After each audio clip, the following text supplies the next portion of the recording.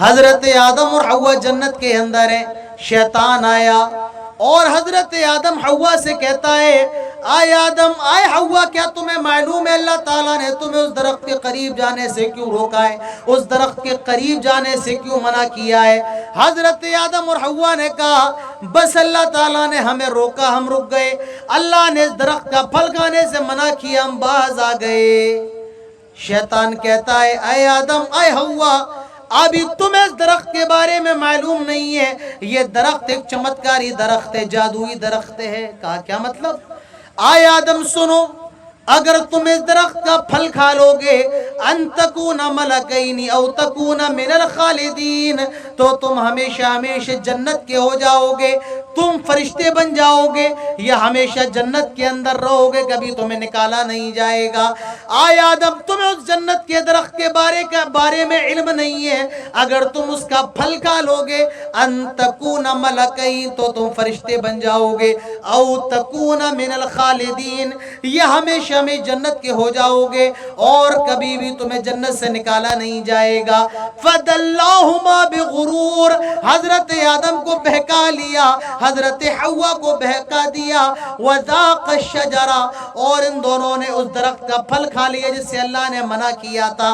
فَبَدَتْ لَهُمَا سَوْآتُهُمَا وَاتَّفِقَا يَخْصِفَانِ عَلَيْهِمَا مِنْ وَرَقِ الْجَنَّةِ، جو جنتی لباس پہنے ہوئے تھے، جو جنتی ڈریس پہنے ہوئے تھے، وہ جنتی لباس جسم سے اتر جاتا ہے، دونوں برہنہ ہو گئے، دونوں ننگے ہو گئے، یہاں تک کہ شیطان نے ایک دوسرے کی شرمگاہ کو دکھا دیا۔ آدم نے حوا کی شرمگاہ کو دیکھ لیا، حوا نے آدم کی شرمگاہ کو دیکھ لیا، فوراً جنت کے درخت کے پتے اٹھائے اور اپنی شرمگاہوں کو ڈھانپا چھپایا۔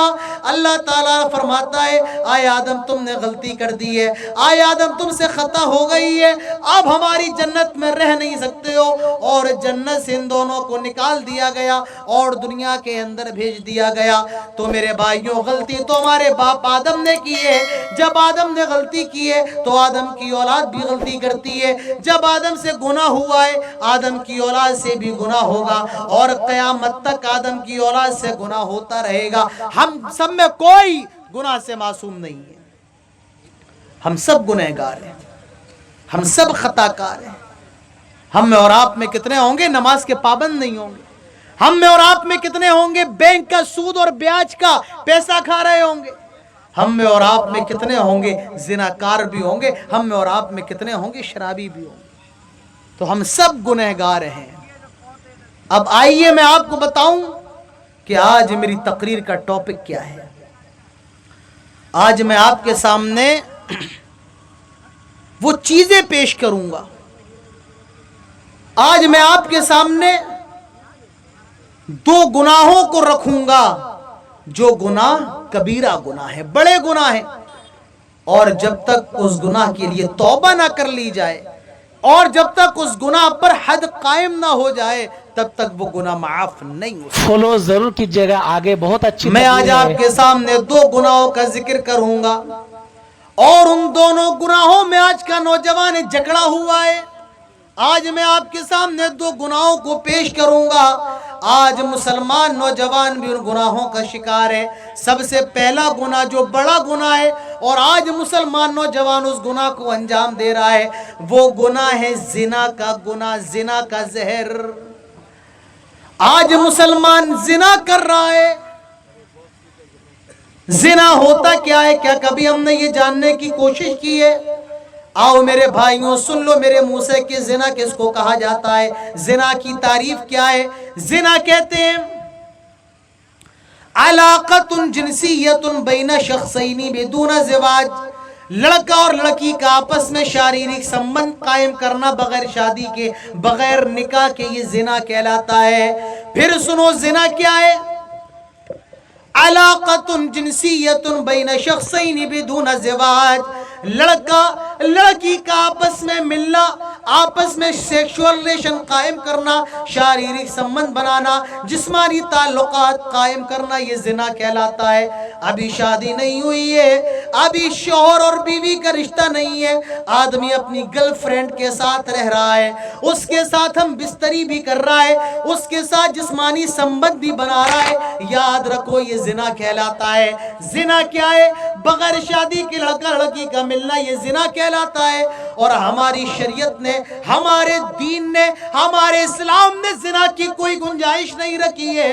اللہ تعالیٰ قرآن کے اندر فرماتا ہے وَلَا تَقْرَبُوا الزِّنَا إِنَّهُ كَانَ فَاحِشَةً وَسَاءَ سَبِيلًا۔ اوہ لوگو، زنا کے قریب نہ جاؤ، زنا کے آس پاس بھی نہ بھٹکو، آئے لوگو زنا کے پاس بھی نہ جاؤ۔ اور میرے بھائیوں، میں آپ کو ایک نکتہ بتاتا چلوں، میری نظروں کے سامنے مدرسے میں پڑھنے والے بچے بھی موجود ہیں، آؤ میں آپ کو بھی یہ نکتہ بتاؤں۔ اللہ تعالیٰ نے یہ نہیں کہا کہ زنا نہ کرو، اللہ تعالیٰ نے یہ نہیں کہا کہ زنا نہ کرو۔ جیسے یہ پانی کی بوتل ہے، اب میں کہوں کہ پانی نہ پیو، یہ بات سمجھ میں آتی ہے، ٹھیک ہے پانی نہ پیو، لیکن میں نے کہا کہ پانی کے قریب نہ جاؤ۔ ان دونوں میں فرق ہے۔ ایک تو یہ ہے کہ پانی نہ پیو، ٹھیک ہے پانی کو اپنی گود میں رکھ لو، اپنی جیب میں رکھ لو، لیکن میں کہوں کہ پانی کے قریب نہ جاؤ، مطلب اس کے پاس بھی جانے کی، اس کو ٹچ کرنے کی بھی اجازت نہیں ہے۔ اللہ تعالیٰ نے یہی فرمایا کیا؟ وَلَا تَقْرَبُوا الزِّنَا، زنا کے قریب نہ جاؤ۔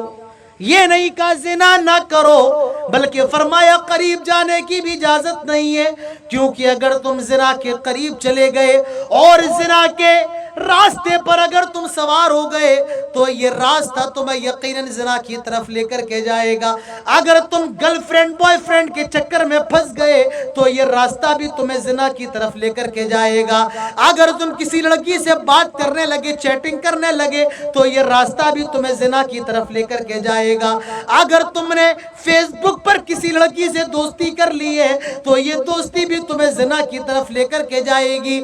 اگر تم نے اس زنا کے روڈ پر قدم رکھ دیا ہے تو یہ زنا تمہاری بہن تک چلا جائے گا، یہ زنا کی سڑک تمہاری ماں تک چلی جائے گی، تمہاری بیٹی تک چلی جائے گی۔ اسی لیے اللہ تعالیٰ نے فرمایا وَلَا تَقْرَبُوا الزِّنَا، زنا کے قریب بھی نہ جاؤ، زنا کے پاس بھی جانے کی اجازت نہیں ہے۔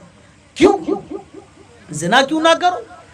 إِنَّهُ كَانَ فَاحِشَةً، چھیچی ناپاکی ہے، بہت برا کام ہے، فحش ہے، وَسَاءَ سَبِيلًا، اور زنا کا راستہ بہت برا راستہ ہے۔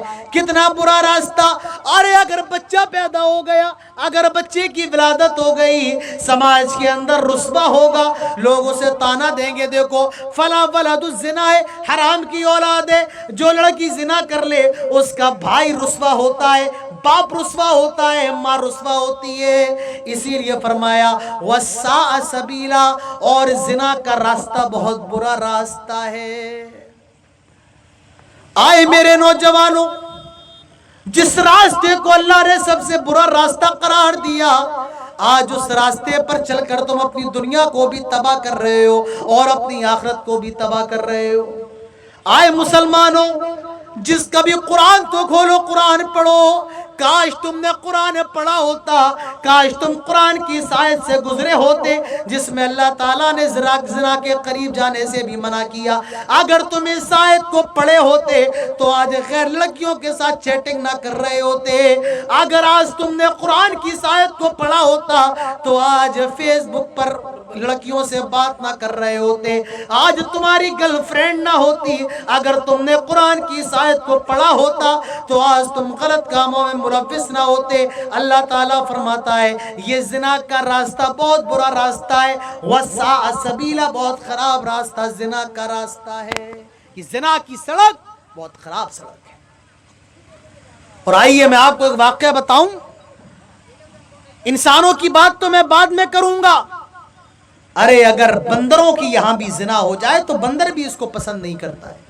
حضرت عمر بن میمون ایک صحابی ہیں، وہ فرماتے ہیں رأیت فی الجاہلیہ، میں نے زمانے جاہلیت کے اندر دیکھا قردۃ زنت، ایک بندریا نے زنا کر لیا تھا، اور جب بندروں کو یہ معلوم چلا تو ان کو مارا پتھروں سے، اور میں نے بھی پتھر سے مارا اور اس زناکار بندر اور بندریا کا کام تمام کر دیا۔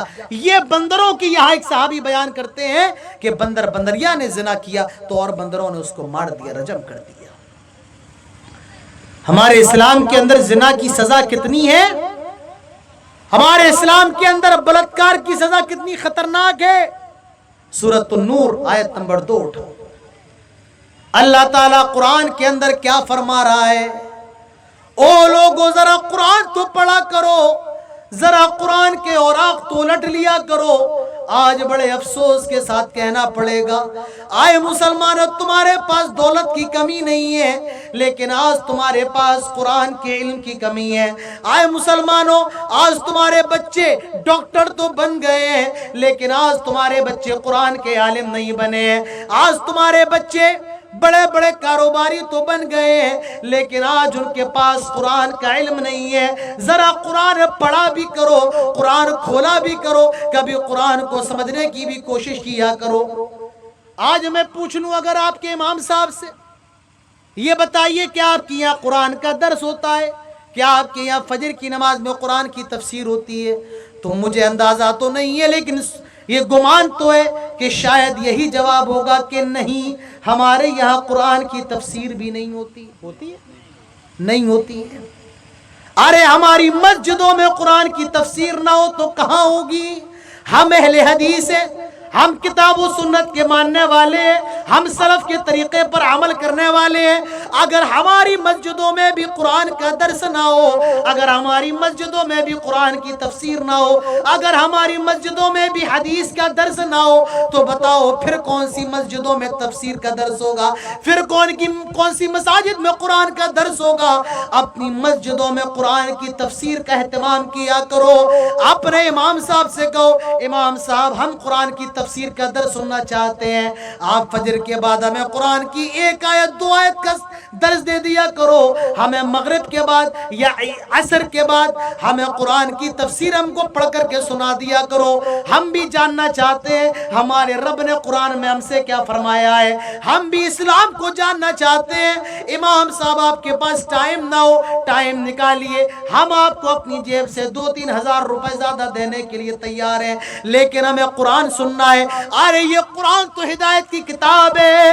اللہ تعالیٰ فرماتا ہے یہدی للتی ہی اقوم، یہ قرآن تو قوموں کی ہدایت کے لیے آیا ہے۔ اللہ تعالیٰ فرماتا ہے افلا یتدبرون القرآن ام علی قلوب اقفالها، یہ قرآن تو دلوں کی چابی کھولنے کے لیے آیا ہے۔ آئے لوگوں قرآن کو پڑھا کرو۔ کیا کہا اللہ نے قرآن کے اندر زنا کے بارے میں اور زنا کی سزا کے بارے میں؟ الزانیۃ والزانی فجلدوا کل واحد منہما 100 جلدہ، زنا کرنے والی لڑکی، زنا کرنے والا لڑکا، فجلدوا ان کو گوڑے لگاؤ، کوڑے مارو، فجلدوا کل واحد منہما 100 جلدہ، اور 100 کوڑے لگائے جاؤ۔ جس لڑکی نے زنا کر لیا اس کو بھی 100 کوڑے مارو، اور جس لڑکے نے زنا کر لیا اس کو بھی 100 کوڑے مارو۔ اور حدیث کے اندر اللہ کے نبی صلی اللہ علیہ وسلم فرماتے ہیں 100 کوڑے لڑکے کو مارنے کے بعد اس کو شہر سے نکال دو، گاؤں سے نکال دو، علاقے سے نکال دو۔ 1 سال کے لیے اس کو شہر بدر کر دینا چاہیے، علاقے سے نکال دینا چاہیے۔ کتنے کوڑے؟ 1 نہیں، 2 نہیں، 5 نہیں، 10 نہیں، 100 کوڑے مارو، لڑکی کو بھی 100 کوڑے مارو، لڑکے کو بھی 100 کوڑے مارو۔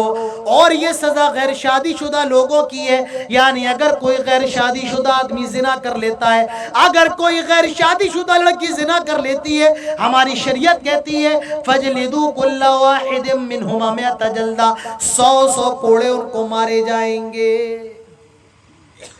آپ یہ نہ سوچنا کہ 100 کوڑے تو بہت آسان ہے، ارے نہیں، 10 کوڑے میں تو آپ کی حالت خراب ہو جائے گی، 50 کوڑے میں تو آپ زندہ بھی رہیں یا نہ رہیں یہ بہت مشکل کی بات ہے۔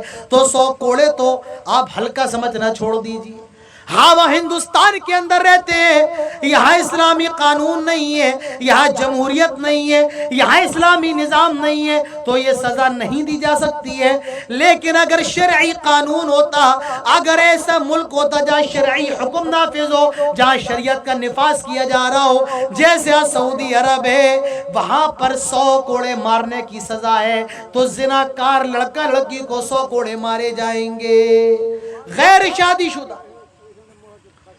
और मैं आपको एक नुक्ता बताऊं, ये लेकर के जाओ, अभी मैं आपको ऐसे समझाऊंगा कि आप मक्खन की तरह इसको समझ जाएंगे। अल्लाह तबारक व तआला ने जब जिना का जिक्र किया तो पहले लड़की का जिक्र किया, उसके बाद लड़के का। पहले लड़की का नाम लिया अज़्ज़ानिया, फिर लड़के का वज़्ज़ानी। जानते हो लड़की का नाम क्यों लिया? इसलिए लिया कि जिना की पहल और जिना की शुरुआत लड़के की तरफ से नहीं होती है, बल्कि जिना की शुरुआत लड़की की तरफ से होती है। आपको मेरी बात समझ में नहीं आएगी? चलिए आपको समझाने के लिए मैं बाजार लेकर के चलता हूं, मार्केट मेले में लेकर के चलता हूं। हमारे जलसों का अलमिया ये है कि जलसे में भीड़ कम रहती है और मेले ठेले के अंदर जलसों में ज्यादा रहती है। मैं जब आया था तो भीड़ जलसे में कम थी, मेलों में ज्यादा थी। हमने जलसे को जलसा नहीं रहने दिया, हमने जलसे को मेला बना दिया।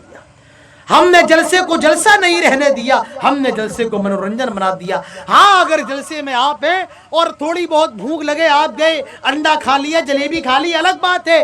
आपका मकसद जलसा हो, मेला ना हो। और आपका मकसद अगर मेला हो जाए तो मेरे भाइयों फिर आपकी नियत का कोई मतलब नहीं है, आपके जलसे में आने का कोई मतलब नहीं है। आपका असल मतलब, आपका मकसद जलसे में बैठना हो और जलसे में बैठकर कुरान और हदीस सुनना हो, ये आपका मकसद होना चाहिए।